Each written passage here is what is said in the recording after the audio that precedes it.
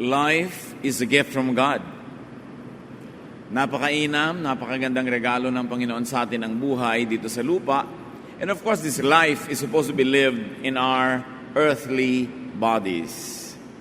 At napakahalaga na maunawa ang function ng ating katawan sa paggawa ng mga ipinagagawa sa atin ng Diyos. The body is an essential part of life and humanness. True spirituality will not demonize the body, but will actually understand it according to God's will and design. The body is both the beginning and the end of our earthly lives. Therefore, the body is a man's greatest tool and habitat sa kanyang buhay dito sa lupa. Ang ating pag-aaral ngayon, bilang paggalang sa lumikha at nagbigay ng katawan, pinamagatan natin, love that body. Mahalin, arugain, alagaan ang katawang lupa. Salamat Panginoon dahil binigyan niyo kami ng katawang lupa na maaari naming magamit para maunawa kayo, maintindihan kayo at maipamuhay ang kalooban niyo para sa amin. Turuan niyo po kami Panginoon na arugain ang katawang ito ayon sa iyong kalooban at bilang paggalang sa inyo na nagbigay nito sa amin. At this time, Father, we ask you to cleanse us, forgive us our sins, enable us to hear your word so that we may change from glory to glory. Lead us, give us wisdom, teach us what you want us to know and to appreciate and to remember about the body that you gave us. Father, we commit everything to you, asking you to lift up your name, to strengthen us, and to guide us unto greater knowledge of you. In the name of Jesus, your Son, our Lord, we pray with thanksgiving. Amen. How to love your body and also the bodies of others. Siyempre, hindi lamang sarili ang mamahalin natin, kundi kapwa din. Dahil sabi ng Panginoong Jesus, love others as you love yourself. First of all, love your body by watching what you eat and drink. Alam na natin yan. Pero napakahalagang laging ipinaalala dahil yan ang pinakamadaling makalimutan. Ecclesiastes 3:13, God's gift to us is the happiness we get from our food and drink. So pinaliligaya tayo ng Panginoon mula sa ipinaiinom niya sa atin, ipinakakain at sa mga ipinagagawa niya. Kaya dapat naman nakakaligaya, hindi lamang sa ating dila, kundi sa buong katawan, ang ating iniinom at kinakain. Dapat happiness ang ibinibigay sa atin ng food and drink, not sadness, definitely not illness, not discomfort, and not pain. Therefore, choose healthful foods. Every time that we have something to eat, every time that there is something to drink before us, we have a choice. Iinumin ba natin o kakainin? Gaano karami ang kakainin natin o iinumin? At kung may pagpipilian, alin ang pipiliing kainin? Lalo kung may pambili ka naman, may choice ka, may buffet, may pagpipilian, piliin kung ano yung healthful. Hindi piliin lang kung ano yung masarap sa dila dahil ang sarap ay hanggang lalamunan lamang. Pagkalampas sa lalamunan ng pagkain, either bibigyan ng katawan natin ng sustansya at kalusugan o pagdurusa ang ibibigay sa ating katawan. Kaya kailangan may disiplina na hindi mo lang ginagawang amo ang panlasa dahil yan ay mapangdaya at mahilig sa masarap lamang na madalas ay hindi yun ang mabuti para sa atin. Laging piliin. May pipiliin ka na sariwang isda o canned good, alin ang pipiliin mo? May pipiliin ka na pagkaalat-alat, ang sarap sa dila, very appetizing, o yung tama lang ang timpla. May pipiliin ka na pagkatamis-tamis, ang sarap kainin, pero alam mong nakakasama, lalo kung diabetic ka, o kandidata ka na maging diabetic. Alin ang pipiliin? Tubig na maligamgam, na kasing temperature ng katawan, o pagkalamig-lamig na tubig na pag ipinasok mo sa tiyan mo ay magtatrabaho, doble-doble ang iyong katawan para siya painitin, at para itama sa body temperature mo. Pagpili. Anong pinipili nating inumin o kainin? Leviticus 7:23, don't eat the fat of cattle, sheep, or goats. So huwag daw kainin ang mga taba ng mga hayop na pwedeng kainin. At definitely may mga karning hindi talaga ipinapakain sa mga tao ng Old Testament, like pork, like mga karne ng isda na walang kaliskis, na dahil walang kaliskis pwedeng pasukin ng mga pollutants yung katawan niya habang siya nakababad sa maruming tubig kung dumumi yung tubig.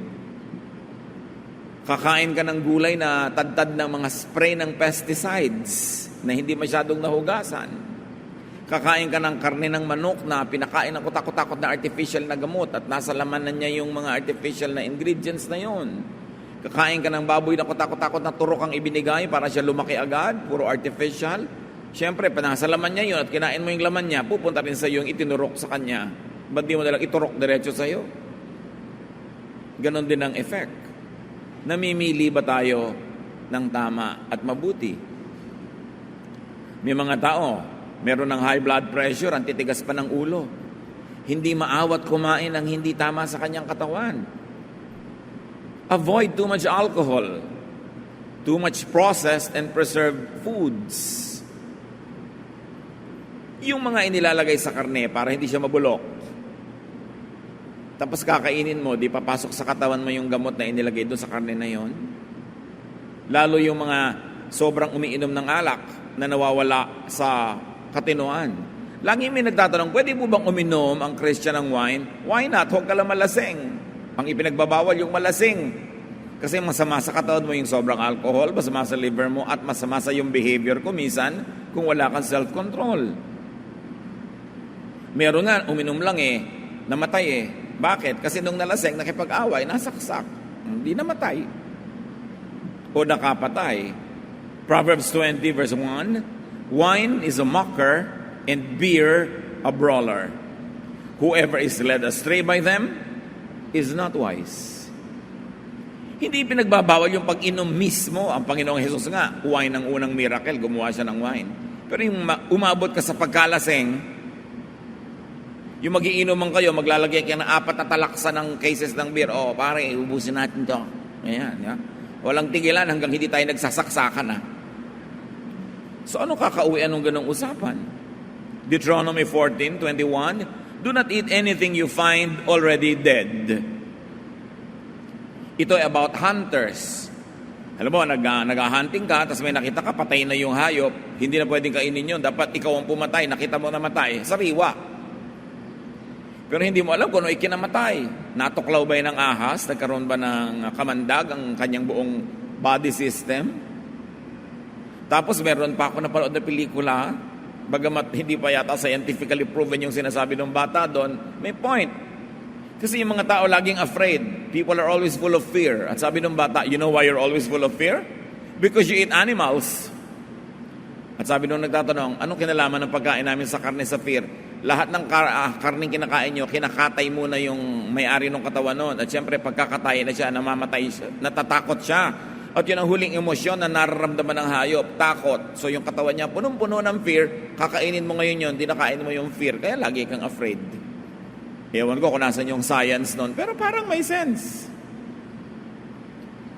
Tapos sabi ng lola ko noon, ang mga bata ngayon, ugaling hayop. Kasi ang pinapasuso nyo, gatas ng hayop, hindi gatas ng tao. May science kaya yon, pero may point. Pinipili mo dapat kung ano yung kinakain, iniinom. So kung sinasabi sa Deuteronomy na huwag kang kumain ng hayop na patay na nung makita mo, already dead, paano yung kinain mong corned beef kaninang umaga? Ilang taon nang patay ang baka? Yung kinain mong spam, ilang taon nang patay yung baboy? Yung kinain mong hotdog, sigurado ka ba na ang laman nun hindi dog? Pag sobrang durog-durog na yon, kung ano-ano ng mga laman yan, mga tenga, mga kuko, mga cuticle ng hayop, nandun na lahat, mga extenders, mga harina, lahat na, kasi hindi mo naman nakikilala kung ano yung kinakain mo. And of course, watch your FSS, or your fat, sugar, and salt intake. Namalat na ang mga doktor, kapapaalala sa atin yan. Bawasan ang pagkain ng taba, ng matamis at maalat. Yung mga masasarap. Do not overeat. Sabihin nyo nga sa katabi nyo yan. Lovingly, lovingly. Hindi judgmentally. Proverbs 23:2, put a knife to your throat if you are given to gluttony. Sabi ng Contemporary English Version, don't go and stuff yourself. That would be just the same as cutting your throat. In other words, kung kakain ka, huwag lamon. Sabihin sa katabi, huwag lamon. Kain lang. Diba? Meron akong kilala na matanda, sabi niya, alam niyo, uso sa bayan namin, ang tao, pag nabubusog, tumitigil ng kumain.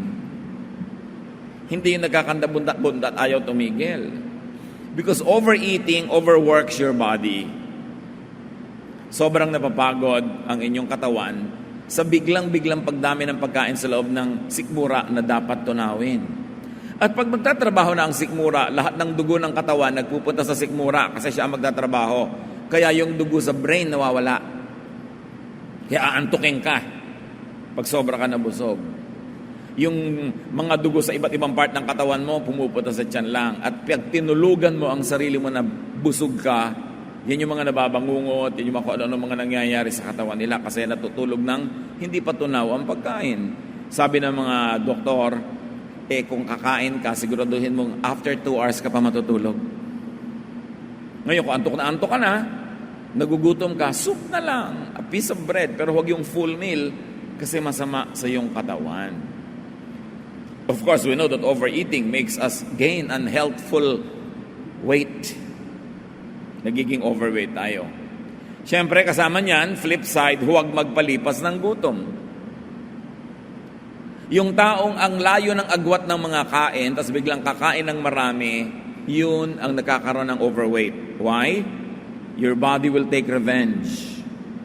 Pag ginuto mo ang iyong katawan, ang tendency niya ipagtanggol ang kanyang sarili, at pag may pagkakataong kumain, kakain siya ng pagkarami-rami dahil hindi niya alam kung kailan mo uli siya pakakainin. At dahil hindi niya alam kung kailan mo uli siya pakakainin, magtatabi siya ng maraming fat just in case hindi mo siya pakainin ng matagal. Kaya ang nakakaroon ng overweight ay yung madadalang ang kain na ang dami-daming kinakain. Pero sabi ng mga dietitian, kung gusto mong mag-decrease ng weight, kumain ka ng konti-konti na madalas. At pag nasanayang yung katawan na kumakain ka ng madalas, na konti-konti lang, pag kumain ka, hindi siya magtatago ng fat dahil alam nung katawan mo, by habit, na mamaya kakain ka uli. Parang yung alam mo na marami kang kikitain, every other day marami kang kita, di ba? Hindi ka naman nagsisave talaga. Kasi alam mo, bukas meron uli. Next week meron uli. Pero katulad ng mga magsasaka, ang layo ng anihan, hindi nila alam kung aani, baka bumagyo, baka magkaroon ng salot. Yan ang matitipid sa buhay, magsasaka. Kasi hindi nila alam kung kailan uli darating ang income. Pero yung regularly, maraming perang pumapasok, yan ang gastos ng gastos, hindi nagtitipid, hindi nagsisave. Ganon din ang ating katawan. Pag lagi kang kumakain ng madalas, sana yung katawan mo, hindi na siya nagsisave ng fat, hindi na siya nagsisave ng energy, kasi kakain ka naman uli. At yan daw ang best way to decrease weight. Dalasan ng kain, konti-konti lang. Huwag yung lamon na pamisa-minsan. Mahalaga yung timing ng pagkain. Sabi sa Ecclesiastes 10:17, blessed is the land whose king is of noble birth and whose princes eat at a proper time, for strength and not for drunkenness. Kumakain lang sila para magkaroon ng sustansya, hindi para mabundat.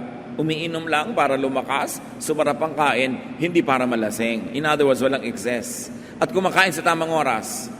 Natatandaan nyo, dati meron tayong presidente na madaling araw na gising pa dahil nakikipag-inuman, kainan ng kainan. So ang mga appointment ng presidente during the morning, lahat cancel. Because eating habits and health also shape national policy.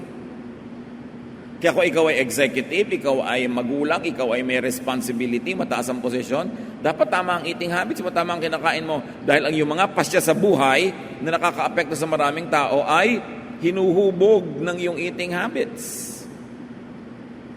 Nakita niyo yung napakatinong king ng Korea noong unang panahon na ang inihahain sa kanyang hapag ay kung ano ang available to the people. Halimbawa, konti lang ang petchay sa buong bansa.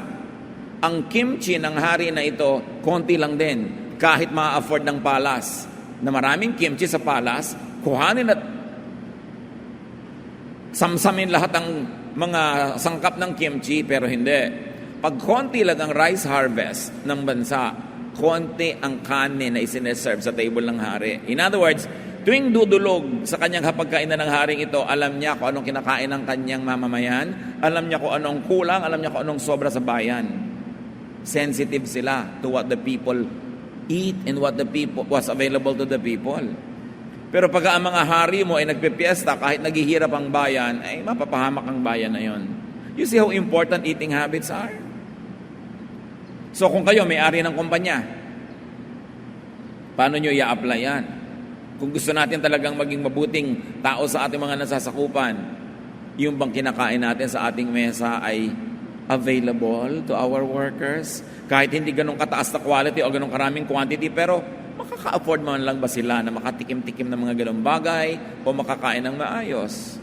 How can you eat so well when people under your authority go hungry? Yan ang mga tunay na religiosity at spirituality sa maliliit at mamunting bagay ng everyday life. So as we have said, eat small amounts but often.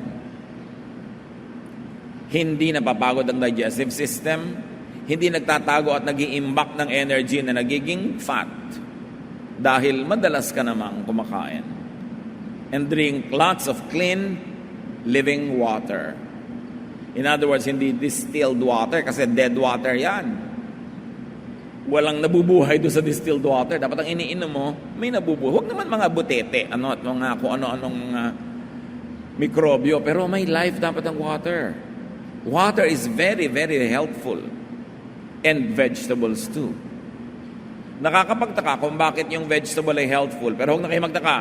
Lahat ng hayop na ang kinakain ay green leaves or vegetables, masisipag, malalakas at mababait. Isipin ninyo ang elepante, isipin ninyo ang kalabaw, isipin ninyo ang mga baka.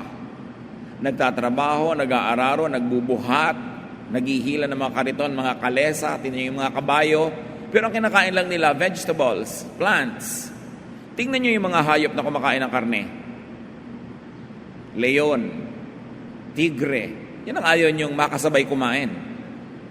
Dahil baka kayo ang kainin. Tingnan nyo sila mga tamad, mga sawa, natutulog, gumigising lang pagka gusto na uling kumain. At sila yung mga malulupit at kumakain ng karne. May kinalaman kaya yan sa ugali natin, kung anong kinakain natin? Hindi mahirap na makita ang connection. Kaya ang sabi naman sa Bible, always eat plants. Sabi ni Lord, ayan ang mga plants ibinigay ko sa inyo para pagkain ninyo. Sila Daniel, nung binihag ng hari ng Babylon at itindera sa palasyo sa Babylon, pinapakain ng king's food, they refused. Daniel 1:12, please test your servants for 10 days and let us be given some vegetables to eat and water to drink. Ayaw nilang kainin yung king's food. Natakot yung gwardya dahil baka daw sila manghina, mapahamak yung gwardya. Sabi niya, subukan nyo after 10 days. At yun ang ginawa nila. After 10 days, si Daniel at ang kanyang mga kaibigan were stronger, wiser, better than all the others. So hinayaan silang yun ang kainin. Sa Biblia, may kinalaman sa buhay natin kahit ngayon. Kahit naman sinong mga health practitioners will always advise us to eat greens. Mga sariwang dahon, sariwang halaman, because they are living cells and they have enzymes that our bodies need. Gulay nga, pero matapos mong igisa, iprito, ilaga, iihaw, tinorta mo pa, wala na, natirang sustansya doon, overcooked. At si Timothy, nung hindi gumagaling ang sikmura, anong sabi ni Paul? Kasi puro tubig lang ang iniinom mo, baka marumi pa. 1 Timothy 5:23, stop drinking only water. Take a little wine to help your stomach trouble and other illnesses you always have. So let us not demonize wine. Pero sabi, take some wine, a little wine. Hindi ka para malasing, but for you to enjoy its medicinal value. Drink for health. And of course, you want to take care of your body, watch what you inhale. Ang hilig-hilig mong mag-running, running ka ng run, diyan ka naman sa Taft Avenue tumatakbo. Pumasok na sa baga mo lahat ng carbon monoxide and the other pollutants. So akala mo lumulusog ka? No, sir. Avoid inhaling carbons and fumes and smoke and other harmful chemicals. Yung mga chemical spray sa bahay, mga kapatid, spray na against lamok, ipis. Actually nun, kung kasing size lang kayo ng lamok, patay din kayo. Habang nag-i-spray kayo.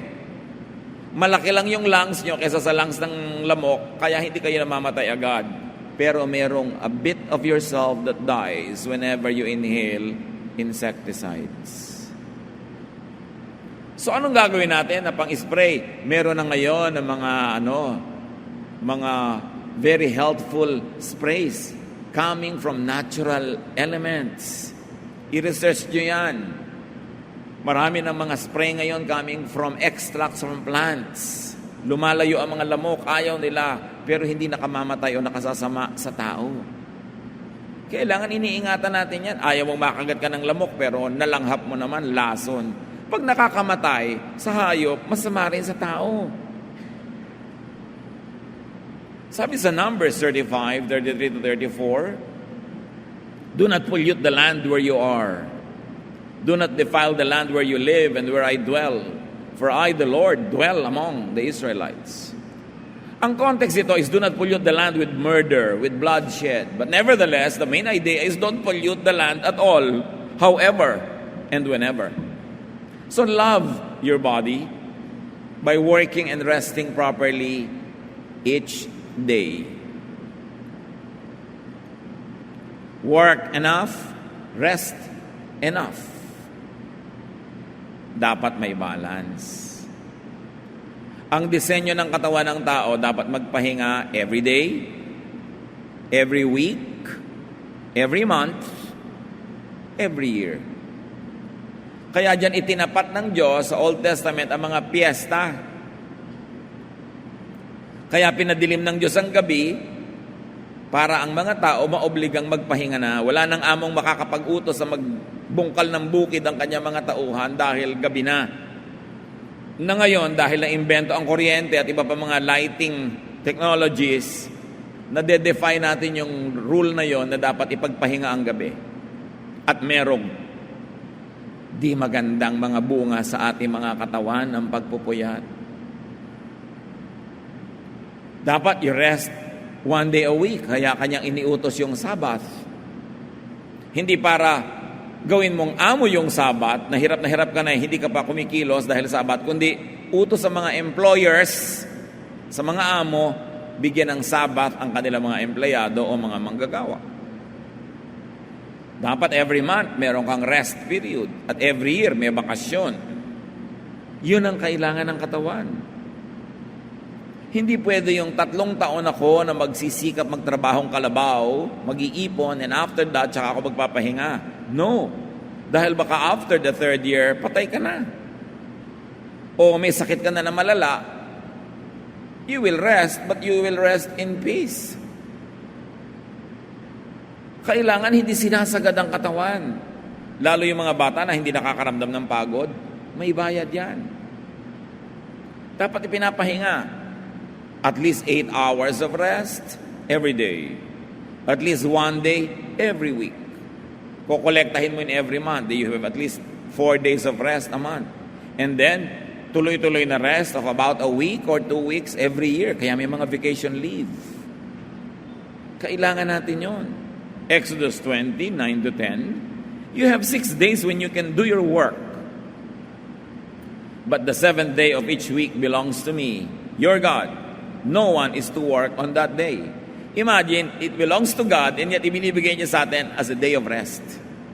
Ibig sabihin, the Sabbath day is not a day that belongs to employers or masters. It belongs to God and therefore it is given free to everybody para magkaroon ng rest. Kaya sabi ni Jesus, Sabbath was made for man, not man for the Sabbath. Kaya may Sabbath sa ikabubuti ng tao. Ngayon, kung ikabubuti mong may gawin, magluto, lumangoy, di gawin mo kasi ano makakabuti sa iyo. Huwag masyadong technical about the Sabbath. Yung end na ng mahalaga, that it served your purpose. So huwag gawing amo ang Sabbath. At mahalaga ba na Sabado yun? Basta sabi, every 6 days of work will be broken by a 7th day of rest. So kung may trabaho ka, ang day off mo, Wednesday, edi yun ang Sabat mo. Huwag ka maging technical about kailan ba yung Sabat. Yung spirit ng Sabat just says, don't work 7 days straight. And yet, yung iba, naging amo na nila yung Sabat, hirap na nga sa buhay, ayaw pumasok doon sa trabaho na ang rest day ay Tuesday. Kaya sinabi ni Lord, Sabbath was made for man. Para sa ikakabuti mo yan, hindi para sa iyong paghihirap mo lalo. So gamitin mo sa iyong ikakabuti. Ecclesiastes 5:12, if you have to work hard for a living, you can rest well at night. So yung mga iba, hindi po ako makakatulog sa gabi. Ang tinatanong ko lagi, nagtatrabaho ka ba sa araw? Baka naman araw pa rin, nakahiga ka rin. Huwag ka na magtaka na hindi ka nga antukin sa gabi. Para ka antukin sa gabi, dapat mapagod ka sa araw nang nagtatrabaho. Yun ang gift ng work. Na yung katawan mo, hindi mo na kailangang painumin ng gamot o kung ano-ano pang gawin sa kanya. Aantukin siya, mapapagod, matutulog. Because work is the counter melody of rest. It is the other side of rest.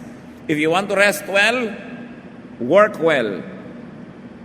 Hindi mo na kailangang i-induce o utuin yung katawan mo na antukin. Kasi aantukin ka na talaga dahil nag-work ka. And then of course, we know this, exercise, move your body. Tuwing meron kang gagawin, maiuutos mo, gawin mo na para ka gumalaw. Tumayo ka, lumakad ka. Take the stairs, nakikita naman natin, o sa mga building, 1 floor up lang, take the stairs, 1 floor down. Move your body. Every time you move your body, as long as it is not injurious to your joints, your bones, it does you good. Kaya yung sobrang automation of everything could not be good for the body. Kung kaya mo maglaba manually, kahit may washing machine ka, do it. Kung may oras ka, para na rin exercise. Lalo rin yung mga bula, hipan-hipan mo, turn it into a game, into a play. Mas maganda yung maraming manual na ginagawa, hindi ilalagay mo pa yung gulay dun sa automatic chopper, kaya mo naman tantarin. May oras ka naman, do it. Nakatipid ka pa ng kuryente. Mainit, edi magpaypay ka. Kesa mag-electric fan ka lagi o mag-aircon, kasi kapapaypay mo, nasusunog din ang mga calories mo. Nakakapayat din yan. Kaya yung mga aircon, yun ang mga nag-overweight. So katatrabaho ng yung katawan, ikinakabuti mo yan. The body was designed to move. At kung gusto niyo ma-appreciate ang disenyo ng Diyos, panoorin niyo yung mga athlete. Panoorin niyo yung mga contortionist, mga dancer, yung mga nakikipag-compete sa ice skating, kung ano-anong ginagawa nila sa katawan nila, pwede pala. Design ng Lord na ganun yon. Sabi ng 1 Timothy 4:8, exercise is good for your body. So exercise, movement, all of these are important. Have enough hours of deep night sleep. Health challenge talaga doon sa mga nagtatrabaho sa gabi. Kasi talaga namang sinasabi ng mga scientists, iba ang tulog sa gabi. At saka hindi lang mababaw na tulog, deep sleep. Because when you are into deep sleep, the bodily functions are altered. Nakakapahinga ang ating internal organs. Kaya dapat talaga ipinaglalaban niyang tulog. Hindi hero yung halos wala nang itulog dahil naghahanap buhay. Tapos pag sinabi mo, kasi para sa pamilya ko, para pala sa pamilya mo, di dapat lalo mong alagaan ang katawan mo. Kasi pag bigla ka nanigas na paralyzed na matay dyan, lalong walang tutulong sa pamilya mo. Kailangan mahalin mo ang iyong katawan because it is your only tool. Lahat ng pangarap, natatapos na pag yung katawan tumigil ng mag-function.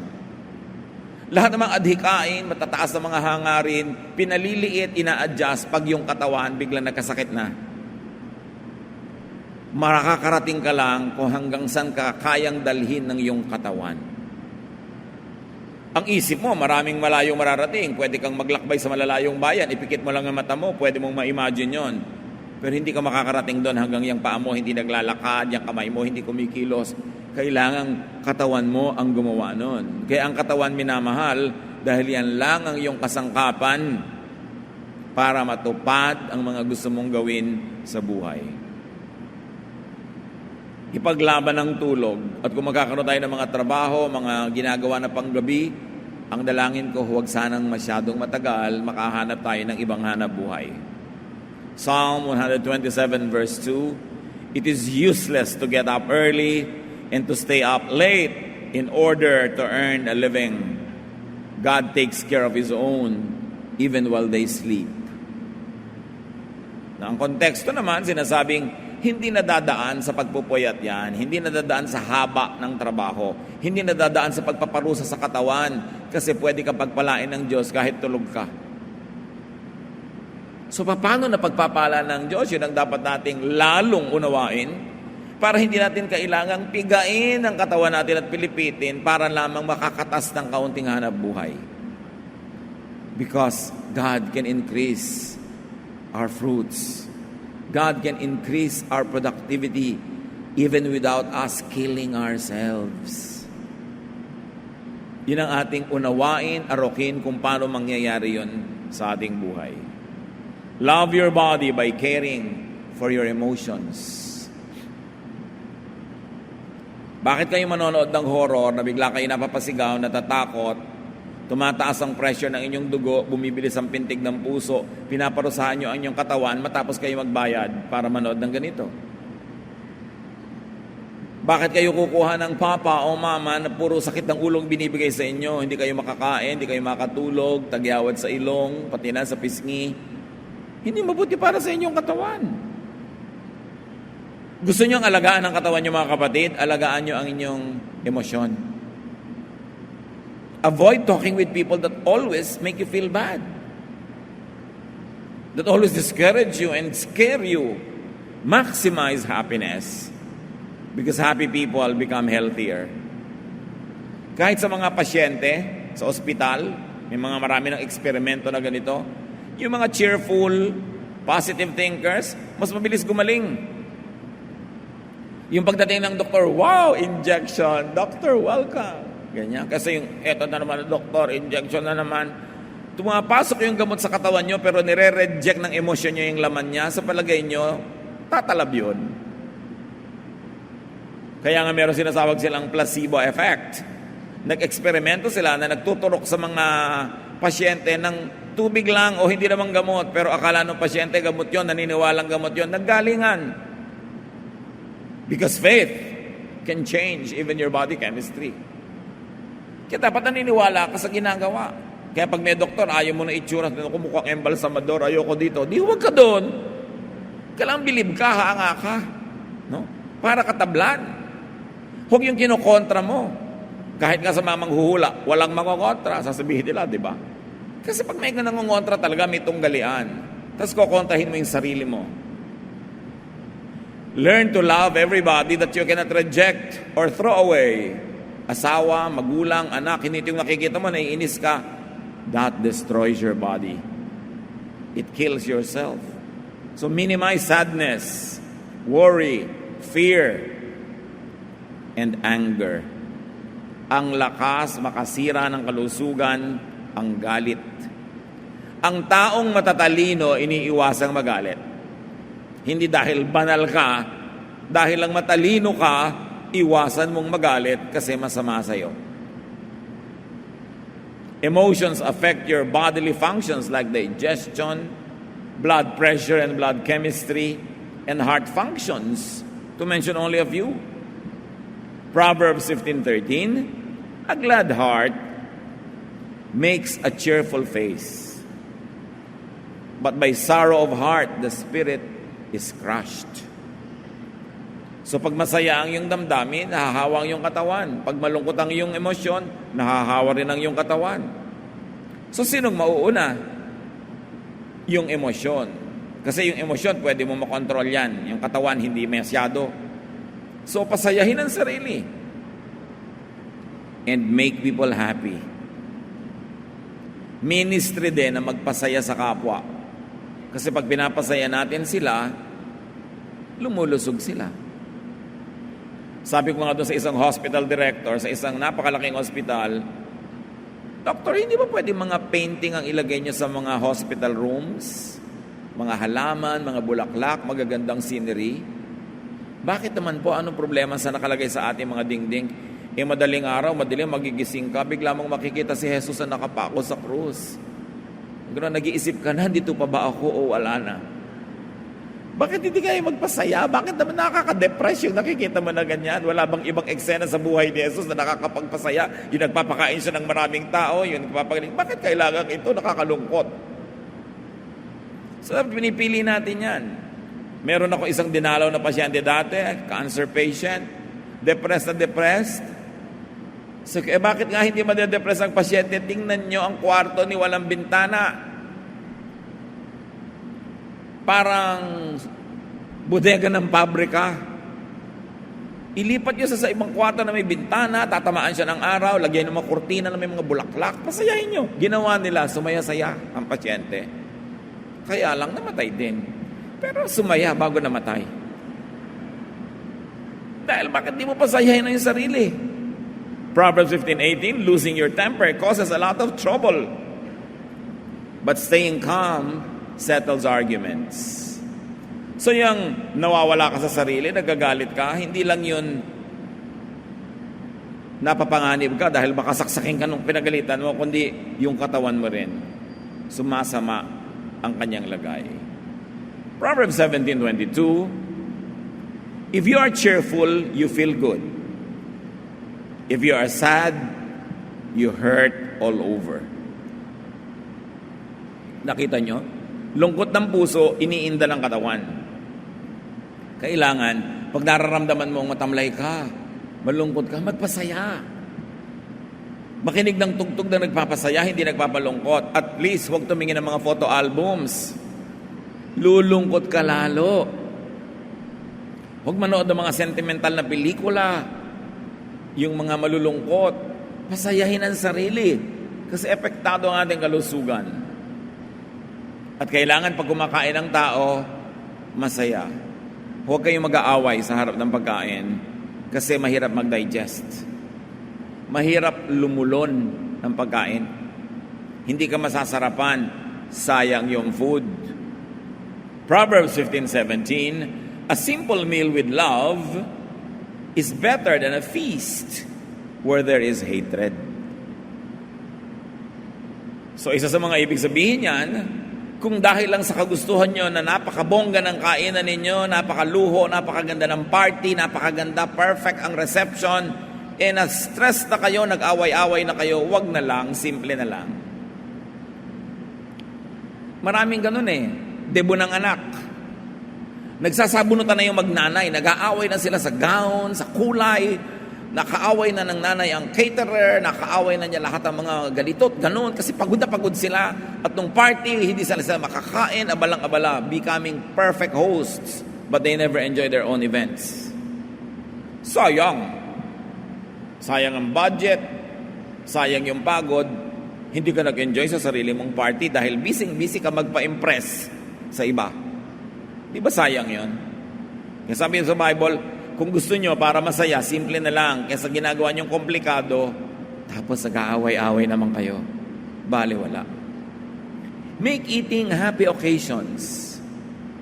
At dapat, sa dining table ng mga pamilya, bawal mag-text.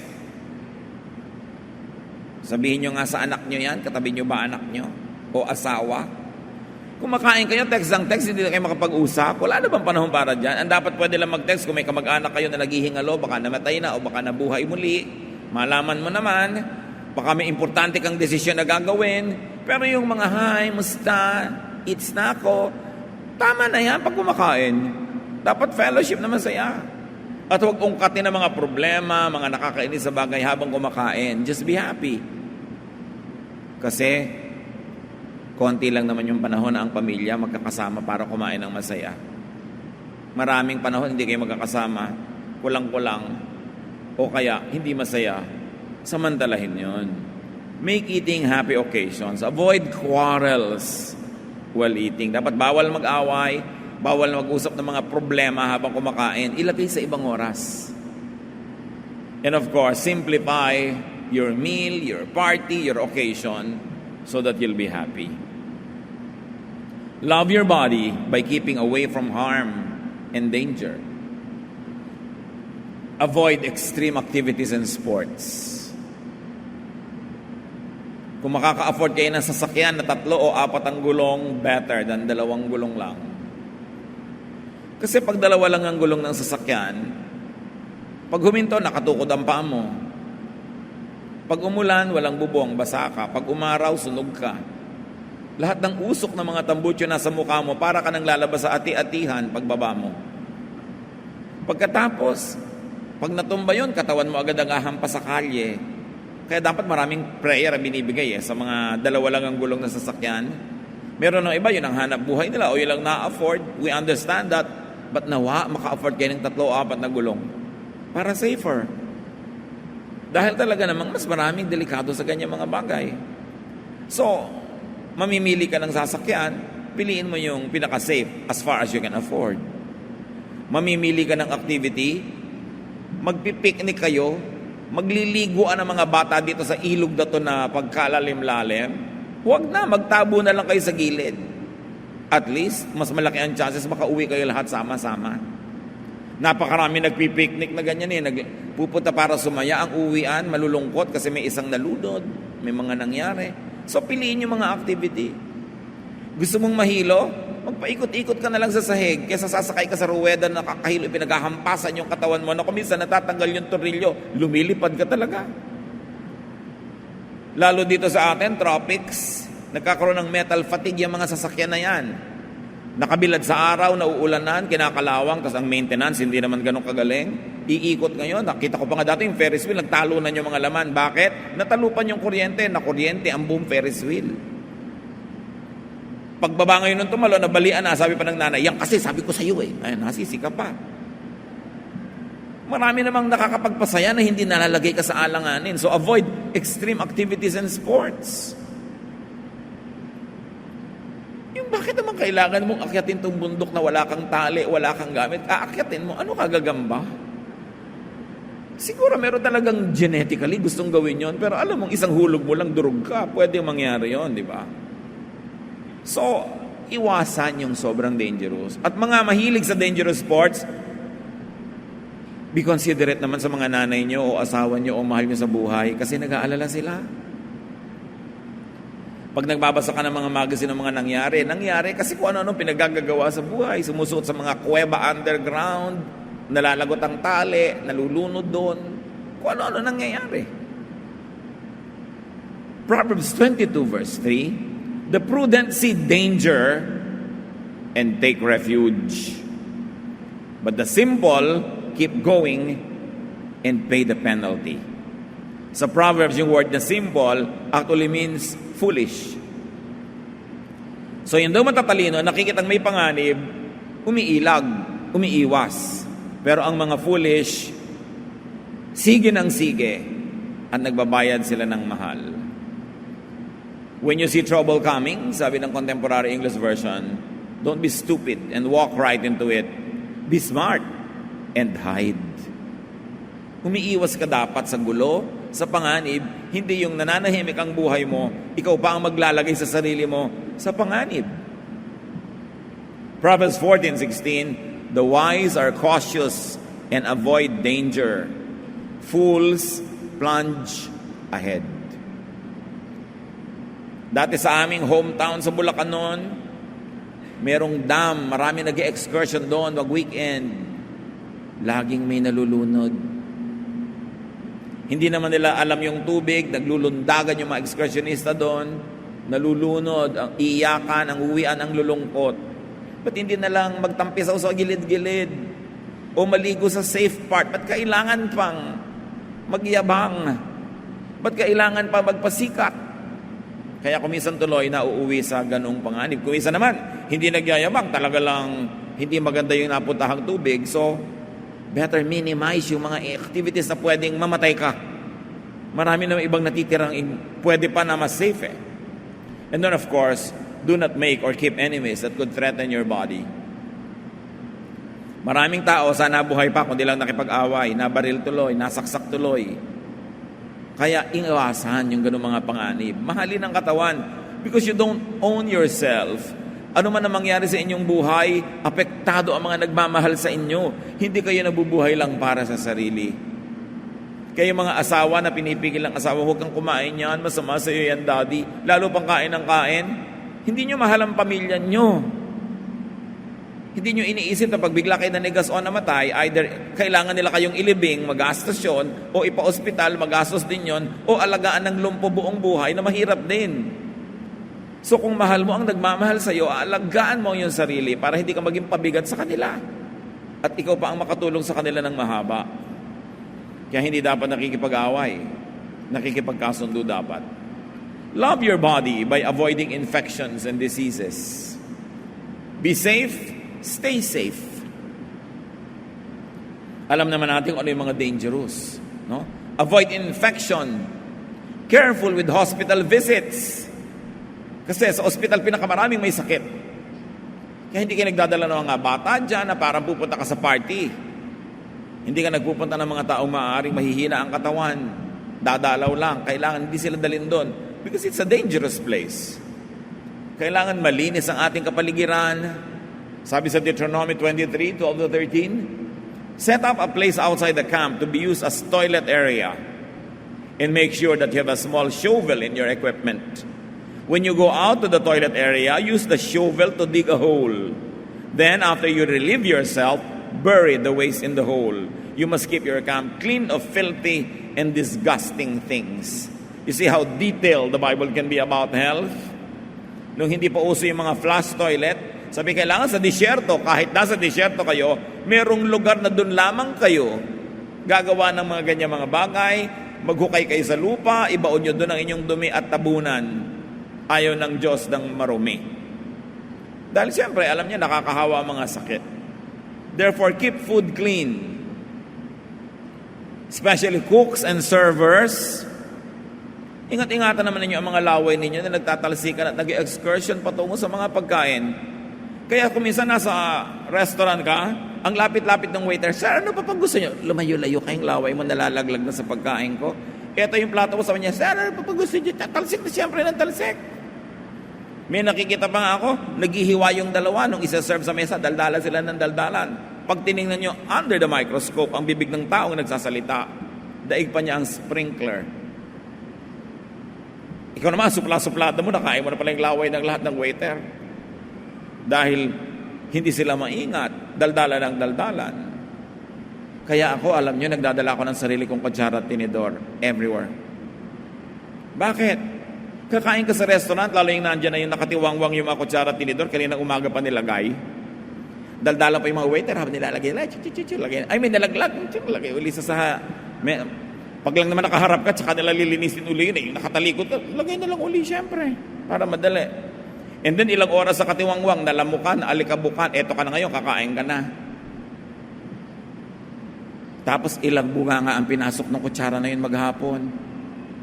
Tingnan ninyo sa mga kusina ng restaurants kung paano hinuhugasan niya mga yan. Hindi kayo masisiyahan. Mga basong malalalim, ayoko niyang basong malalim, hindi naman naaabot ng naguhugas yung dulo niyan eh. Sana, washing machine na may sumisirit ng mga tubig. Hindi, gano'n lang, isang bunga nga lang yung magaganon-ganon. Pag-ingatan, kaya ang dami natin kami sa mga sakit. It's important because God values cleanliness. Love your body by watching your thoughts. Kamag-anak na sinabi natin kanina, emotions. Yung iniisip nyo, makaka-apekto sa inyong kalusugan. Kaya sabi sa Philippians 4:8, keep your minds on whatever is true, pure, right, holy, friendly, and proper.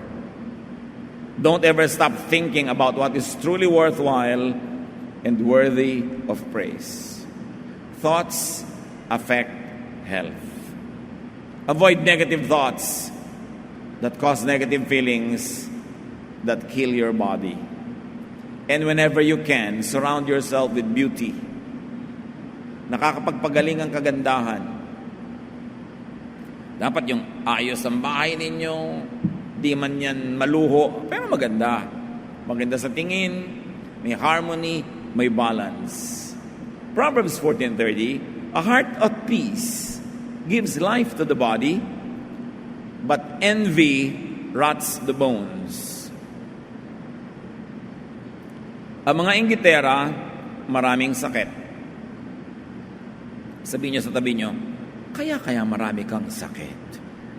Diba? Yung mga inggitera, selosa, yung mga pintasera, yung lagi ang nakikita, kapintasan, kakilangan, kasiraan, maraming sakit. Sinabi na sa Bible, envy rots the bones. Kaya metaphorical yan, kaya literal yan, masama ang naiinggit. Nakakasira ng katawan. James 1:19-20, you should be quick to listen and slow to speak or to get angry. If you are angry, you cannot do any of the good things that God wants done. So kalaban ng kalusugan, anger. And of course, love your body by detoxifying it well enough. Get rid of poisons, food preservatives, food color, food enhancers and extenders and flavorings. Mas likas, mas natural yung pagkain, mas mabuti. Ganon din yung mga kinakain natin pampagaling ng mga sakit. Artificial and toxic additives, alam natin, could cause cancers. So mahalin. Marami ang mga ipinangkukulay ng buhok, inilalagay sa buhok, may mga toxic elements. Ang lapit pa naman ng buhok sa brain. No? So, kuminsan, alam ng mga iba yan, pag nagko-color sila o may food product, nagkaka-headache sila. May effect agad. So, pipiliin din natin kung anong pinaglalagay natin sa ating katawan. Importante. 2 Corinthians 7:1, we should stay away from everything that gives our bodies and spirits from being clean. Iwasan ang lahat ng nakakapagparumi sa katawan. Yung mga iniinom natin, the Philippines is the #1 soft drinks market in Asia. Can you imagine the danger that it gives to our people? Mabuti ko paminsan-minsan, enhancer, pampasarap ng buhay. Pero kung habit mo, tuwing kakain ka, may katabi kang mga soft drinks, basahin mo kung anong mga laman yan. Nakakatiyak ka ba na mabuti yan sa'yo kahit masarap sa dila? 3 John 1:2 says, I hope that you are as strong in body as I know you are in spirit. Isang paalala. Okay, alam ko, malusog ang yung spirito. Nawa, ganon din kalusugan yung katawan. Kasama yon sa true religiosity, true spirituality to take care of the body. 1 Corinthians 6:19-20, you surely know that your body is a temple where the Holy Spirit lives. The Spirit is in you and is a gift from God. You are no longer your own. God paid a great price for you, so use your body to honor God. Sabi, you are not your own. You were bought at a price. So glorify God in your body. Our body is not our own. It is God's. Pinahihiram, dapat alagaan. 1 Corinthians 9:27, but I discipline my body and keep it under control. Your body should not control you. Your appetites should not control you, but you should control the body. 1 Corinthians 10:31, when you eat or drink or do anything else, always do it to honor God. So pag pumipili ka ng kakainin, do it to honor God. Pag pumipili ka ng isusubo, gano'ng karami, do it to honor God. When you choose your drink, when you choose your topic over the dining table, do it to honor God. And to honor God will do you good. Ikaw ang magbe-benefit nun. So love that body for life. And more than that, love that body for quality of life. And while we are at this, train the children early on healthful eating habits. Bata pa lang sila, ang ipakain nyo yung tama, hindi lang yung gusto nila. Napakarami mga advertisements sa TV ang hindi dapat pakinggan ng mga matitinong magulang kung anong dapat ipakain sa mga bata. Puro instant, puro quick, puro colored, puro assault to the taste buds. Masarap kainin, addictive, pero mabuti ba sa katawan? Minimize junk food. Discipline your children to eat well for their own sake. As far as possible, serve fresh, healthful foods. Kaya ngayon mga kapatiran natin, mga kaibigan ng mga marino, nasa barko 10 months a year. Pagkasabi ko, pag nasa lupa kayo, pagka kayo merong port call, kumain kayo ng fresh fruits, fresh gulay, fresh everything, dahil ang kinakain sa barko hindi fresh. Puro may preservatives. At nakakalungkot, marami sa mga marino, nagkakaroon sila ng colon diseases, mga sakit sa bituka, sakit sa sikmura, sa kinakain na puro ilado, puro preserved. So tuwing meron, dapat ang kainin na fresh. Pamilya kayo ng isang seaman, pag nasa bahay at nagbabakasyon, puro fresh. Huwag na delata na naman, preserved na naman, para makapahinga ang kanyang katawan. God gave you that body, that tool, that vehicle, that temple. Your body is your enabler. But if you don't take care of it, your body will become your prison. Sasakyan nyo ang katawan na yan para magpunta dito at doon.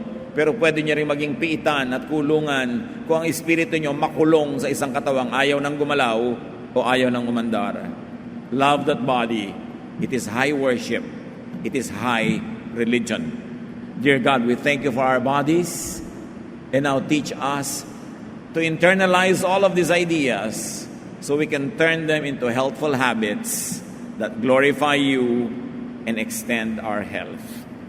Pag-isip-isipan natin mga kapatid, pagbulay-bulayan sa ilang sandali.